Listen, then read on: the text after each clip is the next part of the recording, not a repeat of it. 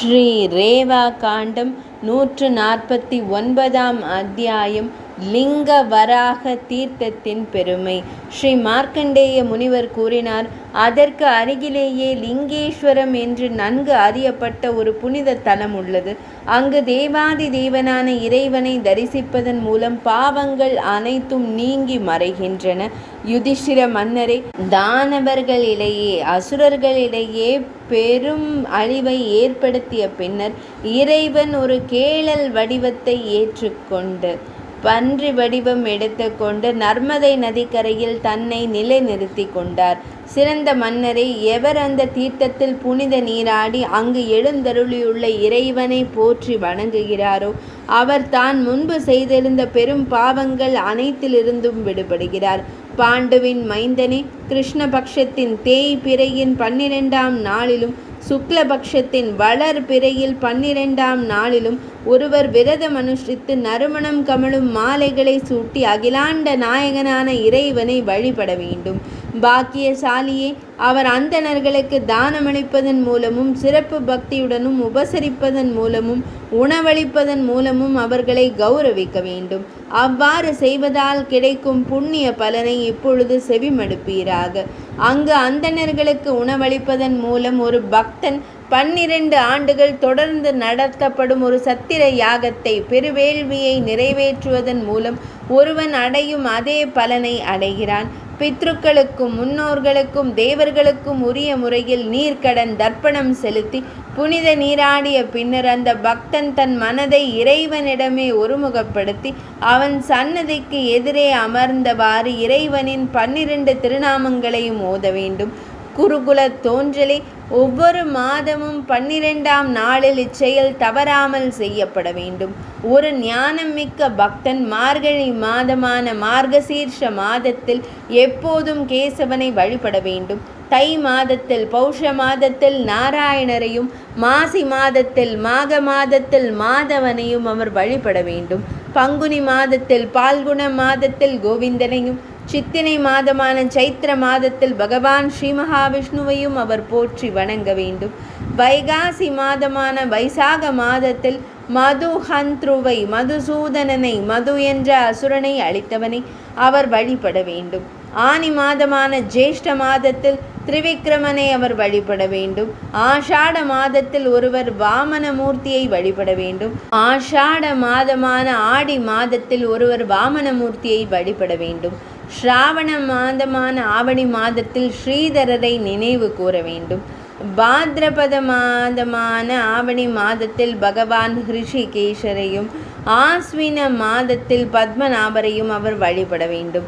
கார்த்திகை மாதத்தில் தாமோதரரை போற்றி துதிப்பவர் ஒருபோதும் தளர்ச்சியோ சோர்வோ அடைவதில்லை. மேற்கூறிய பகவான் ஸ்ரீ மகாவிஷ்ணுவின் முதல் 12 திருநாமங்களாகும். வெவ்வேறு மாதங்களில் அந்தந்த திருநாமங்களை போற்றி துதிப்பதன் மூலம் முன்னரே இழைக்கப்பட்ட பாவங்கள் அவை வாக்கினால் மனதினால் அல்லது உடல் சார்ந்த செயல்களால் ஏற்பட்டவையாக இருப்பினும் அழிந்து போகின்றன. இதில் எவ்வித ஐயமும் இல்லை. கண்ணிமைக்கும் போதோ அல்லது விழிகளை திறந்திருக்கும் போதோ அவர் எப்போதும் விழிப்புடன் இருக்க வேண்டும். உணவருந்தும் போது உணவை ஒருமுறை விரைவாக பார்வையிட்ட பின்னரே அவன் அதனை உட்கொள்ள வேண்டும். பின்னர் வேறெந்த மந்திரத்தையும் உச்சரிக்காமல் அவன் இறைவனின் திருநாமத்தை மட்டுமே ஓத வேண்டும். பெரும் ஆபத்தில் சிக்கிக்கொண்ட ஒரு உயிரினத்தின் இயல்பான எதிர்வினை இதுவே ஆகும். அந்தந்த மாதங்களுக்குரிய அதிதேவதையாக விளங்கும் பகவான் ஸ்ரீ மகாவிஷ்ணுவின் திருநாமத்தை அந்த மாதத்திற்கு பொருத்தமான வகையில் அது உச்சரிக்கிறது. எந்த இரவுகளிலும் பகல்களிலும் மாதங்களிலும் மற்றும் ஆண்டுகளிலும் பகவான் ஸ்ரீஹரி நினைவு கூறப்படுகிறாரோ அந்த பொழுதுகளே மனிதர்களுக்கு பயன்மிக்கவையாக அமைகின்றன. ஒரு பக்தன் பெரும் ஆபத்தின் நடுவே இருந்தாலும் கூட அவனது தாமரை போன்ற இதயத்திலிருந்து பகவான் ஜனார்த்தனர் விலகி செல்லாமல் நிலைத்திருப்பாரே ஆனால் அவன் ஐயமின்றி ஒரு யோகி ஆவான். பகவான் அனந்தரின் மீது பக்தி இல்லாதவர்கள் அறிவற்றவர்கள் ஆவர். அவர்கள் விலங்குகளுக்கு ஒப்பானவர்கள்.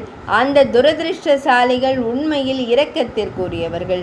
அவர்கள் இப்பூ உலகிற்கு வந்திருப்பது இப்பூமியின் சுமையை மேலும் கூட்டுவதற்காக மட்டுமே ஆகும். பகவான் அனந்தரின் மீது பக்தி பூண்டொழுகும் மனிதர்களே இப்பூ உலகில் தங்களின் கடமைகளை முழுமையாக நிறைவேற்றியவர்கள் ஆவர். அவர்களின் உடல் உறுப்புகள் இப்பிரபஞ்சத்துடன் தொடர்பு கொள்ளும் போது அவர்கள் இப்பிரபஞ்சத்தையே புனிதப்படுத்துகிறார்கள். அவர்கள் அறிவு கூர்மை மிக்கவர்கள். இப்பிரபஞ்சத்திற்கே உண்மையான அணிகலன்களாக திகழ்பவர்கள் அவர்களே ஆவார்கள். ஒருவரது மனம், சொல் மற்றும் உடல் ஆகிய மூன்றிலும் பகவான் ஜனார்த்தனர் நிறைந்திருப்பாரே ஆனால் அவனே உண்மையில் புண்ணியம் வாய்த்தவன் ஆவான். அவன் தனது வாழ்க்கை என்னும் மரத்தின் கனியை முழுமையாக பெற்று விட்டவன் ஆகிறான். இந்த சிறந்த தீர்த்தம் புனித தலம் மிகுந்த புண்ணியம் வாய்ந்தது. ஏனெனில் இங்கு ஜனார்த்தனரே லிங்க வடிவமாக எழுந்தருளி உள்ளார். போர்க்களத்தில் எதிரிகளை ஏமாற்றுவதற்காய் பன்றி வடிவம், வராக வடிவம் பூண்டிருந்த அந்த நித்திய பரம்பொருள் இங்கு பிரதிஷ்டை செய்யப்பட்டுள்ளார். தூய்மையான ஒருவன் பின்வரும் காலங்களில் பித்ருக்களுக்கு, முன்னோர்களுக்கு எள் கலந்த நீரை அர்ப்பணிக்க வேண்டும். சூரிய மற்றும் சந்திர கிரகணங்களின் போது, அஷ்டக தினங்களில் மற்றும் 2 அயன காலங்களில் வராக மூர்த்தியாக திகழும் பகவான் ஸ்ரீஹரி தம் அருளால் தங்களுக்கு மன அமைதியை அருள்வாராக. தனது வளைந்த கோரை பற்களால் அவர் மேருமலையில் பல துளைகளை ஏற்படுத்தினார்.